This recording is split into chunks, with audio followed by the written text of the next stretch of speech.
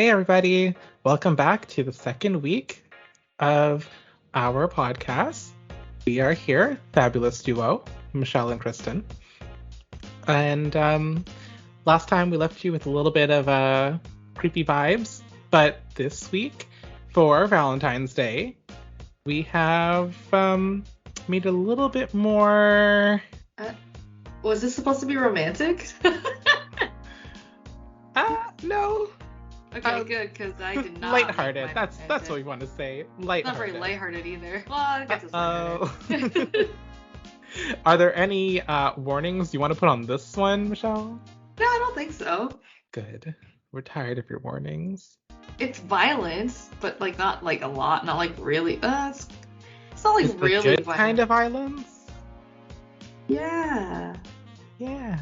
Okay. Good violence. Violence. All right. So with that being the case, do you want to go ahead and start us off since I started off last week? All right. Okay, so let's do your story then. Let's do that. We're going to read Kristen's story, and it's called Lovestruck Almost. So, Kristen's prompt this week was Cupid, but he's bad at his job. Really bad. So, here's the story. After years of studying and intense courses, it was finally graduation day. A day that many lamented as it would dictate whether you were a disappointment to your family or the reason your family gained status in this place. I like this already. On the stage stood the headmaster, handing out certificates to each of the eligible cherubs that would be ready to set out into the mortal world to spread love. Next up, your valedictorian, Karis. The crowd began to holler and roar, as Karis' family was a prominent one among the cherubs. They were known for their outstanding ability to infect? Okay. They were known for Love's the disease. They were known for their outstanding ability to infect the right people with love to either start or stop wars. They were very particular with who they deemed worthy of receiving love. Karis hovered gracefully over to the podium in an attempt to stand out from the rest, and rightfully so, being the top of his grade. Thank you all for your hard work throughout these past years. The human world is filled with hate, and it is our job to see that it changes. Those of us who are graduating today are making a new name for cherubs. We are the next generation. The crowd continued to roar as Karis left the stage. After the ceremony was completed and Karis returned to his home, he quickly went up to his room to get prepared for his descent into the mortal world.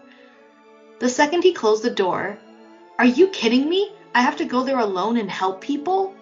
He grabbed his head in frustration. For a long time, Karis had been pretending to be perfect so that no one would ever notice his anxiety issues. What if I shoot someone already in love? He paced in his room nervously. His mother began calling to him to get ready for his leave. Karis, it's time! The portal is opening and you're going to miss the first wave! After his things were properly packed and he had his facade built up again, he head out reassuring his family that he would do as their family had always done by making world-shaking decisions in one who he decided to bring love to. Upon moving through the portal and arriving in the mortal world, Karis' first move was to find the perfect target. Being a cherub meant that he had special abilities that left him undetectable to the human eye. He could also fly around quickly enough to get from one side of the city to the other without breaking a sweat. Then the obvious one of being able to have people fall in love. But what many do not realize is that it's actually the type of arrow one uses that dictates what the outcome is. As Karis fluttered through the city looking for targets, he realized he wasn't even sure what to look for in a person. School taught things like how to shoot an arrow imbued with emotion, how to fly, and how to use your abilities, but there was nothing practical that they would use in their day-to-day, like how to identify the key aspects of a good candidate for love, or how to do your taxes. They have taxes? It's just a joke that school, you go to school for so long and you come out and you're like, I'm ready. No, I'm not. Finally, sitting at a street vendor's food stall was a young man enjoying his meal. At a table across from him was a woman reading a book while she had a snack. Karis thought that they looked like they would be a very sweet match. He aimed his bow and shot straight towards the man's chest as he ate. Bullseye. The arrow pierced straight into the man's heart and disappeared with a soft pink glow. The man paused while eating and had a slight shiver before proceeding with his meal. Carefully, Karis aimed the next arrow at the woman. Her posture while reading made the shot a lot less clear than the previous man. Taking a deep breath in and aiming, Karis let loose his arrow straight towards the woman, and it was perfectly on track, until she picked up her burger, which happened to line up with the arrow's trajectory. Now, what modern mythology doesn't tell you is that the arrows don't just affect love between living beings. Have you ever seen a plate of food in front of you and immediately knew it would be perfect without having even tasted it? Yep, that's the work of Cupid. As the arrow dissipated into the burger, the man looked over at her and they locked eyes. She coughed for a bit as it caught her off guard, but then regained her composure. He got up and walked over to her table and sat down, staring for a moment, then asked, "What kind of burger is that you have there?" As she was ready to reply, he grabbed the burger from her hands.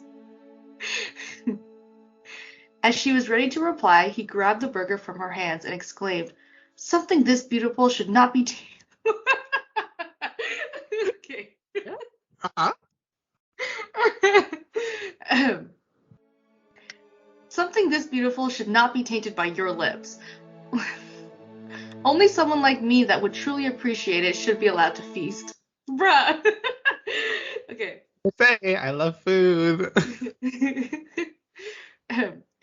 Karis floated above, watching the two fight over the burger, and his jaw dropped. Oh no. I mean, how bad could that really be? Maybe they'll bond over this. He nervously fluttered away, glancing back at them. His conscience got the better of him, and he decided he should fix the mistake he made.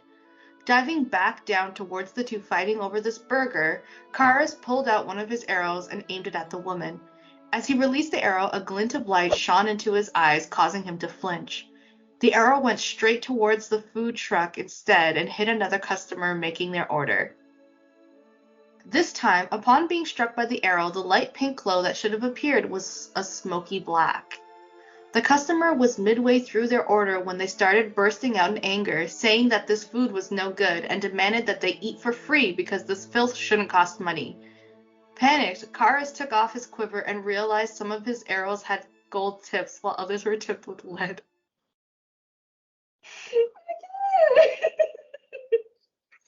It's really bad at his job. That's the whole thing, though, because Cupid or Eros or whoever you want, when they have their arrows, actually do have a golden tipped one that is for one thing, and then like a lead tipped one for something else. Fucking really? Yeah. That's hilarious. Okay. Why would my mom pack these arrows when we're meant to spread love? He thought as he began panicking. A thought came to his mind. All he had to do was shoot the customer with a golden arrow and the man with the lead arrow, and things should balance out. At least that logic made sense to him at the time. Fumbling with his quiver trying to get the arrows he would need, his hand slipped from the anxious sweat his palms built up, causing a rain of arrows to fall on the people below. Love, hate, passion, disgust. So many people suddenly overcome with so many emotions. The chef came out of his truck to try and calm down the crowd of people with their mixed bundle of emotions. He kept shouting, "Everyone, calm down. Whatever is happening, it needs to not happen here." The first man that had been struck by the love arrow looked over at him and dashed towards him. "You made these incredible burgers, didn't you?" He grabbed the chef with the look of a starved animal. The chef nodded. "You are a genius. Please marry me." Karis packed up his quiver and quickly flew away. Well, I got one couple together. A win's a win. And that is why we don't hear any stories about Karis. Good. Yeah. Good. Excellent. I don't know how I read that. I don't know how it sounded. But that was funny. This was a lighthearted reaction-based story because, we gotta pick it up from that darkness from last week. We gotta pick it up and then read your story and get back into it. Yeah, no, for real. Oh boy. No. That's okay. That's okay. So you liked the story? Yeah, it was funny. Good. I literally am probably gonna have to cut out a lot of my laughing because I was laughing Quite a bit. She was. But that's good. So, I'm glad that's what we're getting right now. That's the reaction that I was hoping for. It's Valentine's Day. Don't take it too seriously if you are single or whatever. Doesn't matter. He was really bad at his job, for real. Oh, he was real bad. His mom packed his arrows for him. Yeah, no matter how old you get, your mom's always going to want to be your mom. Amazing. Absolutely amazing. Yeah. All right. Well, now let's see let's see how the mood shifts when we get to your story. Mine's, definitely not like this. Mine, I hate isekai, so that's what I wrote. Oh, no. I did this on purpose. Oh, I hate isekai. I've done this on purpose. And I hate isekai. Okay. All right. So, Michelle's story is based off of the prompt that I gave her last week. An elven princess dies on her wedding day after being separated from her beloved. She isekais into the modern world as an office worker. For anyone who does not know what an isekai is, essentially it's when you are kind of reborn into another world. You could be reborn fully from a baby, or you could actually just take the place of someone else who was passing away, or just soul swap with them, essentially. So you have a new life, new world. Yeah. Into a video game, and this is okay. Yeah, pretty much. Either way, you get transported to another world, and you have to figure out how to live there. That's that. This is reverse isekai. This is getting transferred out of a good world. Yeah. All right, that makes sense. The story is called Nightmare Princess. I love it already. Princess Iris was a well-rounded and clever girl, as is fitting for a member of the royal family. She was beautiful, kind, and wise. The royal blood in her veins enabled her to channel the Earth's goddess and become her vessel at a young age, granting her immense power, truly a prodigy. A lot of good that did her. A couple of goblins sneered, chuckling at each other. They were up in the rafters of the old church, drinking the day away, as they always did. Everybody at the funeral immediately spotted them above their heads. Some people clicked their tongues, some ignored them, and others glared daggers at the blasphemous pair. The priest continued on, as if he hadn't heard them. It seems that Princess Iris truly was a favorite of the goddess, because she took her from us far too early. Please rise with me as we bid our final farewells to our beloved princess. The priest stood at the front of the room with his arms outstretched, waiting for anyone to stand with him, but no one did. Ignoring that too, he went on, "May she rest in peace back in the loving arms of the goddess." "Or in hell," an elf sitting in the first pew yelled out. He was leaning back with his arms and legs crossed and with a scowl on his face. There was a hushed giggling and snickering from the crowd this time. Again, the priest acted as if nothing happened and continued with the ceremony, saying his final praises of the goddess and excusing himself. People started filing out of the church, and not a second after the last creature exited the building, there was an eruption of cheers and laughter. Elves, goblins, gnomes, and all creatures alike were absolutely giddy. "Free drinks to whoever it was that ended the reign of the Nightmare Princess!" "I killed the Nightmare Princess!" one man cried out. "No, it was me!" another cried out. Everyone was throwing hats in the air and dancing with each other in the streets. The goddess really did make a mistake with that one.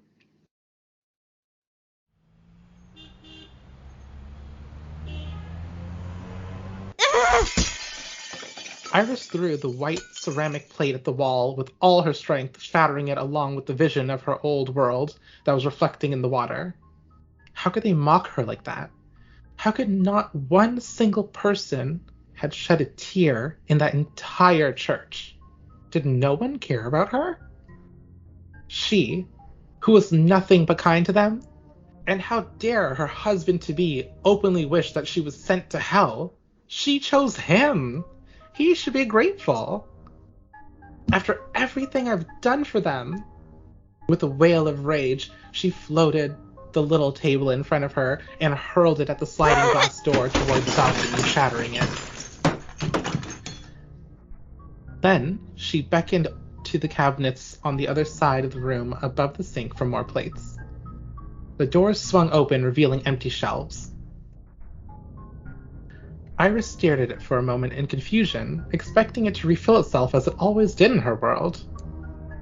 When she realized that it wasn't going to do that, and that she was out of scrying plates because she broke them all, she let out another roar of anger, ripped the cabinet doors off their hinges with a flick of her wrist, and tossed them over the balcony. If she knew this was going to happen, she would have never gone on a hunger strike in the first place.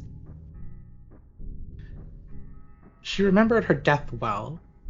Her parents had just subdued another one of her outbursts and forbade her from leaving her room until she could be married off. So she decided to stop eating until they stopped being mad at her and ended up starving herself to death.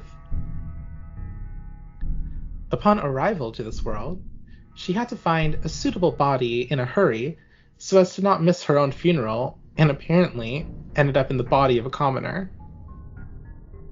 She was angry beyond belief for many reasons. Firstly, she had died, and on the day of her wedding, no less. Secondly, nobody cared that she died. They even seemed to celebrate her death. Thirdly, she was in this small, dirty room that was the size of her closet back home. And she had no idea how to get back to her own world. Not that that would even be possible after they purified her body by fire.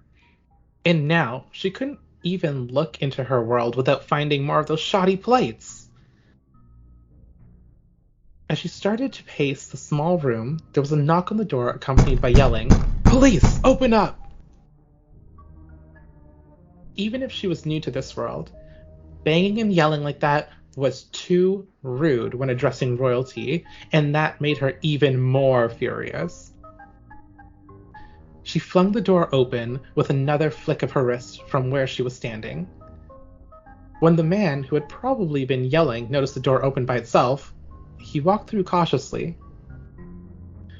"Who dares to pound on my door and disturb my thoughts?" she demanded. Taken aback by her aggressiveness, he took a second to compose himself, then pointed at her and asked, "Was it you who threw a coffee table off the balcony?" Again, his rudeness was astonishing. "You must have been raised in a barn to think that you could speak to me that way." She scowled and crossed her arms. "Here's your answer." And with a wave of her hand, she picked him off his feet and launched him off the balcony as well.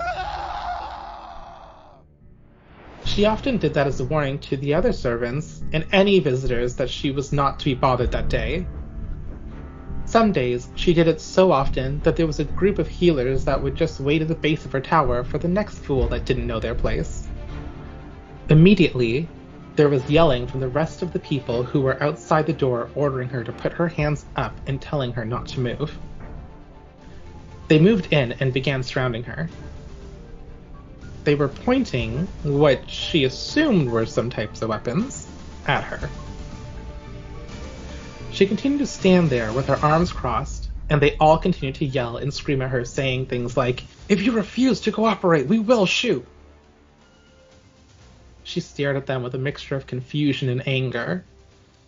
In her world, it would take at least 5 people being thrown from her tower before she was met with this kind of resistance. But even then, only her parents would be able to stop her. They were each born with blessings from other gods or goddesses, and were usually far too busy to visit her unless she caused trouble, as they put it. She couldn't understand why they equated educating the commoners to causing trouble. If it wasn't for their constant interference, she would have been able to single-handedly snuff out all crime in the kingdom.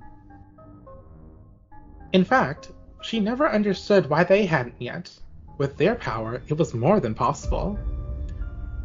Why allow the commoners to bring shame to our kingdom any longer? A smile crept on her face as the yelling continued. Her parents weren't in this world. One of the loud, annoying people yelled, I'll count to 3, and then I'll use this taser on you. Iris let him count. She didn't move a muscle. Arms still crossed and smile on her face. When the man got to 0, there was a metallic pop sound, and a wired contraption was shot out of his small handheld weapon. With a nod of her head, she stopped it in midair, inches from her face, and examined it for a few seconds. I wonder what this does, she mused out loud, then shot it back to the man that was the most annoying. On impact, he dropped to the ground with a hard thud. He was still alive, and he wasn't bleeding, but it almost seemed like he couldn't move. Interesting, Iris mumbled. The other 3 men that were surrounding her had different-looking weapons that they also fired at her. She stopped these projectiles as well and floated one closer to her to take a look. They were small metal pieces shaped almost like a piece of quartz, but much uglier. It was small and dull. If it wasn't for the speed they were fired at, they wouldn't have been dangerous at all. The men around her were filled with fear. One even dropped to the floor, and another one was screaming and continuously shooting more and more of those dull quartz. She had already lost interest in the primitive weapons of this world and sent all the ugly quartz back in the direction they came from at the exact same speed, and in an instant, the room was painted red with blood. This was how it's done. Hooligans are to be dealt with in a permanent way. This not only put an end to their shenanigans, but would also serve as a warning to others. Satisfied, she looked around the room until she noticed the annoying one crawling toward the door he so rudely barged in from in the first place. I hope you've learned your lesson, she called out to him. Iris was kind and wise, so she let him go to tell the other commoners that they had better start learning some manners. Before the man could drag himself around the corner out of her room, there was a burst of sound coming from somewhere. Iris had never heard anything like it before, and it irritated her more than the annoying man. She plucked the man off the floor with another graceful wave of her hand. Even if she had all the power at her disposal, she realized that there were some things that she didn't know. She floated the man over to her, sobbing and screaming. Help! Please let me go! She forcefully closed his mouth with a nod of her head. The screaming and other noise was too much. Silence, she ordered. What is that noise? Where is it coming from? She let his mouth go. If it's not your phone, then I don't know what it is. What's a phone? The annoying one explained that a phone was a device for talking to someone, like a magic mirror. Apparently, someone was trying to call the original owner of the body, and Iris had already missed a few calls just learning what a phone was. Whoever was calling seemed to have no respect as they kept calling and calling. Using the knowledge she had gained from the annoying one, she answered the phone, and was met with the voice of a boorish man screaming profanities at her. What the f*** are you doing? I told you that you have to come in today. I don't care if it's your day off. I need you here. If I don't see you here in 15 minutes, you can say goodbye to your promotion. Before Iris could say anything, the connection was cut. She didn't understand a word he said, but what she did understand was that straightening out this world was going to be a lot of work. She decided to keep the annoying man by her side to use him as a guide. With his help, she was able to pinpoint where the boorish man said he'd be waiting for her. She picked herself up and floated out of the balcony with the annoying one trailing behind her. In her old world, people were forbidden from flying without wings in order to show respect for the goddess. But here, it was different. Whether disrespecting the goddess would do anything remained to be seen. As she flew out of the room, she began to hear screaming and crying. She looked down to the commoners to see them all swarm in the garbage she had thrown out a few moments earlier and scoffed. I guess you don't have healers here. She took in a deep breath. That actually makes things easier. Then flew off in the direction of the boorish one. You know, that's good, and that's actually humorous. Yeah. Yeah, it's not dark. She doesn't know that in this world people can die without, like, you know, an immense amount of, like, you know, injuries. She just, to her, getting thrown out the window is getting thrown out the window. You got a healer, they get you back up. Good. Yeah. Doesn't realize that. And at the same time, she comes from a place where creatures are a little bit more sturdy because, you know, you got your gnomes, dwarves, elves, goblins, everything like that. You throw them anywhere, they're fine. They're fine. Right? They naturally heal at a good pace. So she doesn't know that these humans are just gonna, like, break.